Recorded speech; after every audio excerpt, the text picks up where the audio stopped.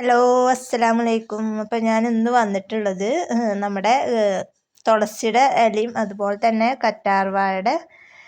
കറ്റാർവാഴയും കൂടിയിട്ട് നമുക്ക് ഒരു സോപ്പ് ഉണ്ടാക്കുന്ന ഒരു വീഡിയോ ആയിട്ടാണ് ഞാൻ ഇന്ന് വന്നിട്ടുള്ളത്. അതായത് നമ്മളിതിൽ ആഡ് ചെയ്യണത് തുളസിയുടെ ഇല, അതുപോലെ തന്നെ കറ്റാർവാഴ 3 തണ്ട് കറ്റാർവാഴ എടുത്തിട്ടുണ്ട്. അപ്പം അതിൻ്റെ രണ്ട് ഭാഗത്തുള്ള മുള്ള് കളഞ്ഞതിന് ശേഷം നമ്മളത് പീസായിട്ട് കട്ട് ചെയ്തെടുക്കുക.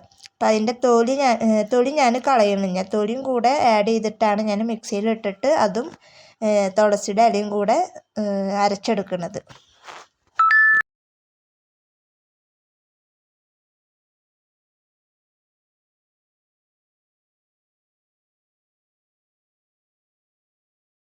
ഇനി നമുക്കത് നന്നായി കഴുകിയെടുക്കണം. അതായത് കറ്റാർവാഴ മുറിച്ചതും അതുപോലെ തന്നെ ഈ തുളസിയുടെ ഇലയും നന്നായി കഴുകിയെടുക്കണം. കഴുകിയെടുത്തതിന് ശേഷം ഒരു മിക്സിയുടെ ജാറിലിട്ടിട്ട് നന്നായിട്ട് അരച്ചെടുക്കുക.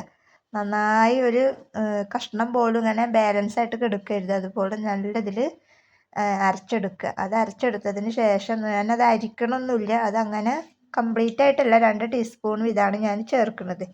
ഇനി നമുക്കത് ഒരു ബൗളിലേക്ക് മാറ്റിയെടുത്തിട്ടുണ്ട്. നമുക്ക് 2 കിലോ ബേസ് വരെ ഉണ്ടെങ്കിൽ നമുക്ക് അത്രക്ക് ഉണ്ടാക്കിയെടുക്കാനുള്ള ഇത് നമുക്ക് അരച്ച് കിട്ടിയിട്ടുണ്ട്. ഇനി നമുക്കിത് ബാലൻസ് വരികയെന്നുണ്ടെങ്കിൽ നമുക്കിത് ഫ്രിഡ്ജിൽ സൂക്ഷിച്ചിട്ട് പിറ്റേ ദിവസം നമുക്ക് എടുത്തിട്ട് സോപ്പ് ഉണ്ടാക്കാം.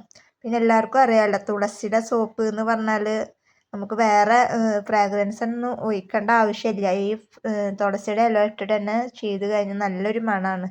അപ്പം ഞാൻ എന്തായാലും മെഡിമിക്സിൻ്റെ ഇത് ആഡ് ചെയ്തിട്ടുണ്ട്, ഫ്രാഗ്രൻസ് ഓയിൽ ആഡ് ചെയ്തിട്ടുണ്ട്. പിന്നെ കളറൊന്നും ഞാൻ ആഡ് ചെയ്തിട്ടില്ല.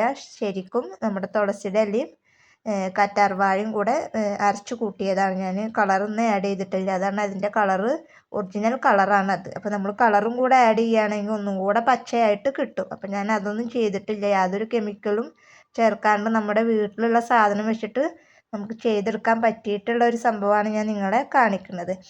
അപ്പോൾ ഞാൻ 1 കിലോൻ്റെ സോപ്പ് ബേസ് കട്ട് ചെയ്ത് കഴിഞ്ഞിട്ടുണ്ട്. അപ്പോൾ ഇതിനും ഞാനവിടെ ചൂടുള്ള വെള്ളം തിളക്കാൻ വേണ്ടി വെച്ചിട്ടുണ്ടായിരുന്നു. അപ്പോൾ നമ്മൾ സോപ്പ് ബേസ് മെൽറ്റ് ചെയ്ത് എടുത്തിട്ടുണ്ട്. ഇനി നമ്മൾ അതിലേക്ക് 2 ടേബിൾ സ്പൂണാണ് ഞാൻ ഈ അരച്ച തുളസിയുടെ ഇലയും കറ്റാർവാഴയും കൂടെ അരച്ചിട്ടുള്ള മിശ്രിതം 2 ടേബിൾ സ്പൂണാണ് ഞാൻ ഇതിലേക്ക് ആഡ് ചെയ്തിട്ടുള്ളത്. ഇനി നമുക്ക് ഇതിലേക്ക് ഫ്രാഗ്രൻസ് ഓയിൽ നിങ്ങളുടെ കയ്യിൽ എന്തെങ്കിലും ഉണ്ടെങ്കിൽ അത് നിങ്ങൾക്ക് ആഡ് ചെയ്ത് കൊടുക്കുക. ഞാൻ മെഡിമിക്സിൻ്റെ ഫ്രാഗ്രൻസ് ഓയിൽ കയ്യിലുണ്ടായിരുന്നു. അപ്പോൾ അതാണ് ഞാൻ ഇതിലേക്ക് ആഡ് ചെയ്ത് കൊടുത്തിട്ടുള്ളത്. അപ്പോൾ നമ്മൾ മെഡിമിക്സ് തുളസി അതുപോലെ ആര്യവേപ്പിൻ്റെ എല്ലാം അങ്ങനെയൊക്കെ നമ്മൾ സോപ്പ് ഉണ്ടാക്കുകയാണെന്ന് വെച്ചെങ്കിൽ ഇങ്ങനത്തെ ഒക്കെ ഫ്രാഗ്രൻസ് ഓയിൽ ഒഴിച്ചു കൊടുക്കുകയാണ് ഏറ്റവും ബെറ്റർ. ഇനി നമുക്ക് സോപ്പിൻ്റെ മോൾഡിലേക്ക് ഇത് ഒഴിച്ചു കൊടുക്കാം.